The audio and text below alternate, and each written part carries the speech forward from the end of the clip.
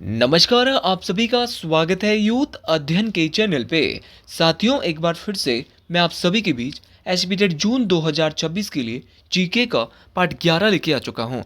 Part 11 का जो पहला क्वेश्चन है कि किस संविधान संशोधन को लघु संविधान कहा जाता है। The which constitution amendment is called as mini constitution. तो भारत का वो कौन सा संविधान संशोधन है जिसको लघु संविधान कहा जाता है, तो वो है आपका 42वां संविधान संशोधन। तो 42वें संविधान संशोधन को भारत के संविधान में लघु संविधान के नाम से, मिनी कॉन्स्टिट्यूशन के नाम से जाना जाता है।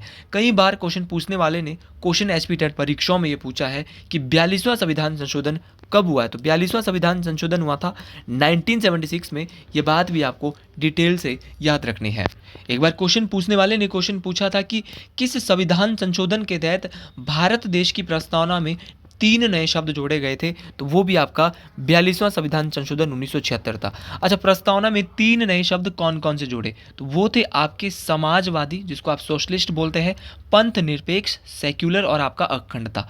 तो समाजवादी, पंथ निरपेक्ष और अखंडता, 3 नए शब्द 42वें संविधान संशोधन के तहत किस संविधान संशोधन के द्वारा जोड़े, तो 42वां संविधान संशोधन 1976। इस बात को आपने डिटेल से याद रखना। तो 42वां संविधान संशोधन 1976 के तहत भारत देश की प्रस्तावना में 3 नए शब्द जोड़े गए थे। ये बात भी आपको याद रखनी है। अच्छा, एक बार क्वेश्चन पूछने वाले ने क्वेश्चन पूछा था कि भारत देश में जो मौलिक कर्तव्य है, उन मौलिक कर्तव्यों को किस संविधान संशोधन के द्वारा भारतीय संविधान में जोड़ा गया, तो वो भी आपका 42वां संविधान संशोधन 1976 था। तो 42वां संविधान संशोधन 1976 के तहत ही 10 मौलिक कर्तव्यों को भारतीय संविधान में जोड़ा गया और वर्तमान में मौलिक कर्तव्य अब 11 हुए हैं। अच्छा, एक बार ये भी क्वेश्चन पूछा गया था कि जो फंडामेंटल ड्यूटीज़ है, जिनको हम मौलिक कर्तव्य कहते हैं, इनको इंडिया के कॉन्स्टिट्यूशन में जब जोड़ा गया तो किसकी सिफारिश पर जोड़ा गया, तो सरदार स्वर्ण सिंह समिति। तो सरदार स्वर्ण सिंह समिति, ये कई बार टेट में आने वाली, और इस बार किसी ना किसी स्ट्रीम में ये क्वेश्चन आ सकता है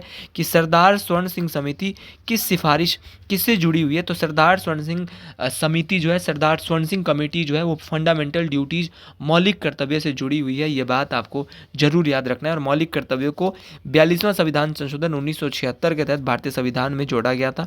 कहाँ से लिया मौलिक कर्तव्य भारत देश के संविधान में? रूस से लिए गए। साथियों, आप भी एक मिडिल क्लास फैमिली से हैं और आप भी एसपीटेट जून में अपना एसपीटेट क्वालिफाई करना चाहते हैं, आप किसी भी स्ट्रीम से हैं, तो आप हमारे साथ जुड़ सकते हैं मात्र और मात्र 499 रुपीज़ मंथ में। हम देंगे आपको 499 में भाई लाइव प्लस रिकॉर्डेड क्लासेस। जो क्लास लाइव होगी वो क्लास आपको रिकॉर्डेड में मिलने वाली। तो लाइव प्लस रिकॉर्डेड क्लासेस आपको मिलने वाली है। जो क्लास आप अगर लाइव नहीं देख सकते, आपको कहीं भी काम है, क्योंकि एवरी सब्जेक्ट की बहुत सारी क्लासें होती है, 4 से 5 क्लासें हो जाती है, तो आप हमारी क्लासेस को लाइव प्लस रिकॉर्डेड मतलब आराम से बाद में कभी भी और किसी भी समय देख सकते हैं। आप कहीं पे जॉब करते हैं, घर आके आराम से हमारी क्लासेस का मजा ले सकते हैं। बाकी जो वीडियोज़ मैं आपके बीच डालता हूँ, ये भी मोस्ट इंपॉर्टेंट है। अच्छा, उसके बाद ऑप्शन में है 44वां संविधान संशोधन। पहला क्वेश्चन तो टेट में यही आता है कि जो 44वां संविधान संशोधन है वो कब हुआ, तो 44वां संविधान संशोधन हुआ था 1978 में। तो 44वां जो संविधान संशोधन है वो हुआ तो 1978 में था, लेकिन इसके तहत एक मुख्य काम किया गया, एक मौलिक अधिकार को हटा दिया, वो था आपका संपत्ति का मौलिक अधिकार। तो कई बार क्वेश्चन पूछा गया है कि संपत्ति का जो मौलिक अधिकार है किस संविधान संशोधन के तहत हटाया गया, तो राइट टू फंडामेंटल, जो right to property fundamental right है कि संपत्ति का जो मौलिक अधिकार है उसको अब पहले होता था आर्टिकल 31 में, 31 इसको चेंज करके 300 के 1 में डालकर इसको कानूनी या विधिक अधिकार, इसको लीगल राइट बना दिया गया है। तो किस आर्टिकल में था पहले? 31 में, अब 300 के 1 में है आपका संपत्ति का मौलिक अधिकार। लेकिन संविधान संशोधन कौन सा? तो संविधान संशोधन था 44वां संविधान संशोधन कौन सा? आपका 1978। ये बात आपको डिटेल से याद रखनी है। और 1976 में कौन सा हुआ था? आपका 42वां संविधान संशोधन। दोनों क्वेश्चन बहुत इंपॉर्टेंट है, दोनों के दोनों क्वेश्चन परीक्षाओं में पूछे जाते हैं। अगला क्वेश्चन है कि भारत सरकार ने नीति आयोग की स्थापना किसके स्थान पर की? तो भारत की जो सरकार है, इन्होंने जो नीति आयोग की स्थापना की थी वो योजना आयोग के स्थान पर की थी। और नीति आयोग की जो स्थापना है वो कब की गई? तो नीति आयोग की जो स्थापना की गई वो 1 जनवरी 2015। तो 1 जनवरी 2015 को नीति आयोग की स्थापना की गई। और यह भारत सरकार का क्या है? तो ये भारत सरकार का थिंक टैंक है। क्या है भाई? ये भी क्वेश्चन पूछा गया है। नीति आयोग एक थिंक टैंक है, ये बात आपको बेहतरीन तरीके से याद रखना है, मोस्ट इंपॉर्टेंट है। नीति आयोग का जो मुख्यालय है, ये भी एक बार टेट परीक्षाओं में क्वेश्चन पूछा गया था कि नीति आयोग का मुख्यालय कहाँ पर है, तो नीति आयोग का मुख्यालय आपका दिल्ली में है। ये बात भी आपको जरूर याद रखनी है। और नीति आयोग का जो अध्यक्ष होता है वो कौन होता है? आपका प्रधानमंत्री होता है। तो नीति आयोग का अध्यक्ष कौन होता है आपका? प्रधानमंत्री जो है वो क्या होता है आपका? नीति आयोग का अध्यक्ष होता है। और वर्तमान में नीति आयोग के जो अध्यक्ष है वो भारत के प्रधानमंत्री श्री नरेंद्र मोदी जी हैं। अच्छा जी, क्वेश्चन पूछने वाला क्वेश्चन पूछ सकता है कि नीति आयोग के अध्यक्ष तो नरेंद्र मोदी है, लेकिन इसके उपाध्यक्ष कौन है, इसके वाइस चेयरपर्सन कौन है? तो इसके उपाध्यक्ष है सुमन बेरी। कौन है जी? सुमन बेरी। तो सुमन बेरी जी क्या है? एक पुरुष है और ये क्या है? इसके उपाध्यक्ष है। ये बात आपको याद रखनी है। अच्छा, अगर कई बार अब क्वेश्चन ट्रेंड में पूछा जा रहा है कि नीति आयोग के सीईओ कौन है, तो सीईओ कौन है इसके? वो है आपके वीवीआर सुब्रमण्यम। तो वीवीआर सुब्रमण्यम कौन है? तो वीवीआर सुब्रमण्यम साहब जो है वो आपके नीति आयोग के सीईओ है। ये बात आपको डिटेल से याद रखनी है।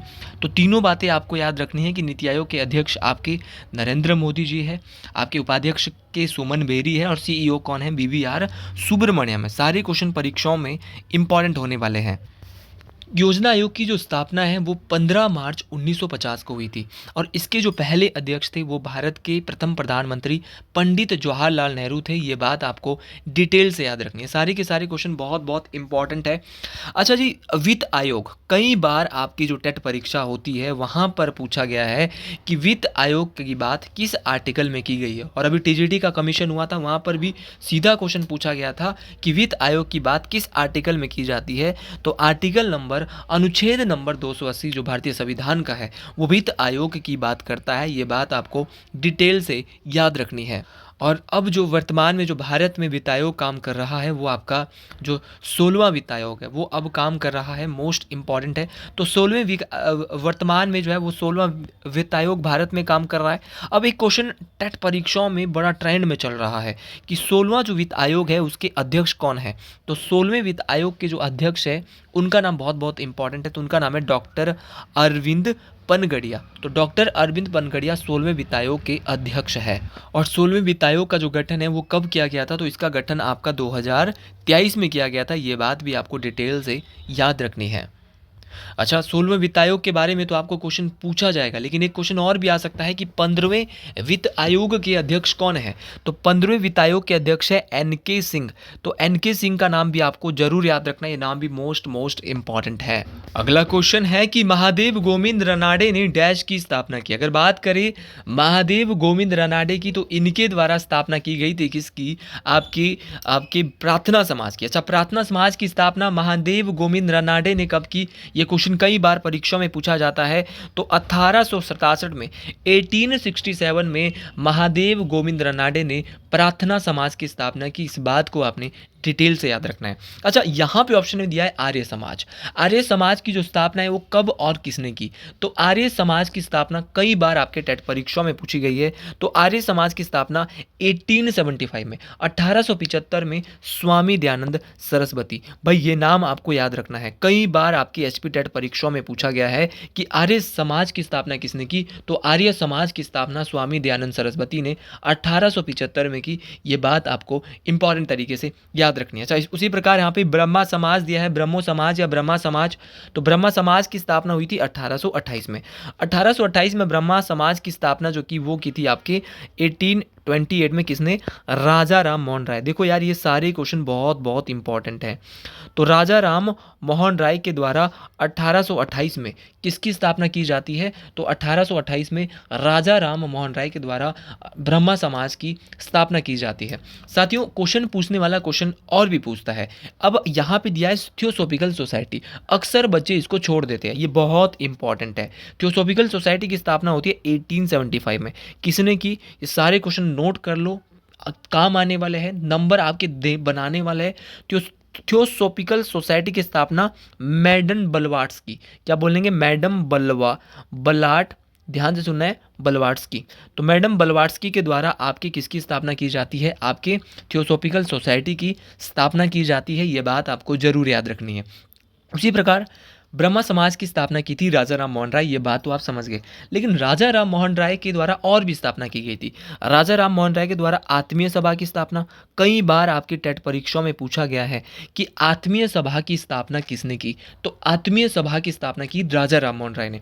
उसी प्रकार आपका वेदांत कॉलेज, कौन सा कॉलेज भाई? आपका वेदांत कॉलेज। तो वेदांत कॉलेज, आत्मीय सभा, इसकी जो स्थापना की आत्मीय सभा और वेदांत कॉलेज की, वो भी किसने की, वो भी भैया आपके राजा राम मोहन राय के द्वारा की गई। ये सारी की सारी बातें मोस्ट इंपॉर्टेंट है, परीक्षाओं में काम आने वाली बातें, और जो बातें परीक्षाओं में काम आने वाली होती है उन बातों को आपको डिटेल से याद रखना पड़ता है। अच्छा जी, एक क्वेश्चन और पेपर में आता है कि रामकृष्ण मिशन, टेट परीक्षा का सबसे प्यारा क्वेश्चन है कि रामकृष्ण मिशन की स्थापना कब और किसने की।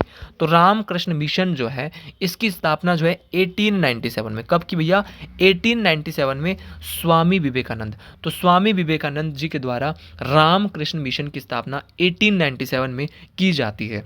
अच्छा जी, एक क्वेश्चन और पेपर में बहुत प्यारा क्वेश्चन आता है कि सत्यशोधक समाज की स्थापना कब की। तो सत्यशोधक समाज की स्थापना 1873 में किसके द्वारा की गई, तो ज्योतिबा फुले।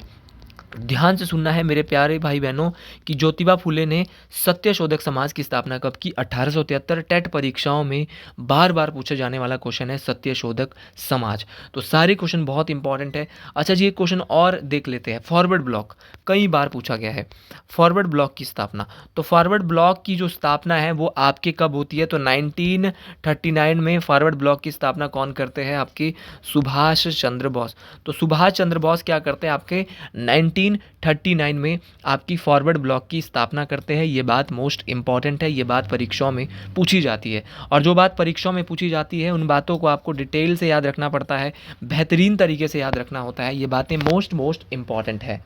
अगला क्वेश्चन कि करो या मरो का नारा गांधी जी ने किसके दौरान, डैश के दौरान दिया था। तो करो या मरो का जो नारा दिया था वो महात्मा गांधी जी ने भारत छोड़ो आंदोलन के दौरान दिया था। ये वही भारत छोड़ो आंदोलन है जो कि 1942 के आसपास हुआ था। अच्छा, भारत छोड़ो आंदोलन का नारा, भारत छोड़ो आंदोलन के दौरान महात्मा गांधी ने डू एंड डाई का नारा, करो या मरो का नारा दिया था। लेकिन कई बार क्वेश्चन पूछा जाता है कि हे राम का नारा, हे राम का जो स्लोगन है वो किसने दिया। तो हे राम का भी महात्मा गांधी ने दिया, और भारत छोड़ो का नारा भी किसने दिया आपका, वो भी किसने दिया, महात्मा गांधी ने दिया। तो महात्मा गांधी ने 3 नारे दिए, करो या मरो, हे राम और भारत छोड़ो। कुछ नारे की बात करते हैं, जैसे कि आपका एक नारा है, बहुत इंपॉर्टेंट है, आपके टेट परीक्षाओं में बार बार पूछा जा रहा है कि भैया ये नारा किसने दिया, वेदों की और लौटो। ये ऐसे क्वेश्चन आपको याद रखने पड़ेंगे आपकी टेट परीक्षा, और जब आप हमारी क्लास में आएगा वहाँ हम आपको थ्योरी वाइज पढ़ाने वाला है। तो मेरे साथ ही मेरे भाई बहन, अगर आपसे पूछा जाएगा कि वेदों की और लौटो ये नारा किसने दिया, तो स्वामी दयानंद सरस्वती के द्वारा वेदों की और लौटो नारा दिया जाता है।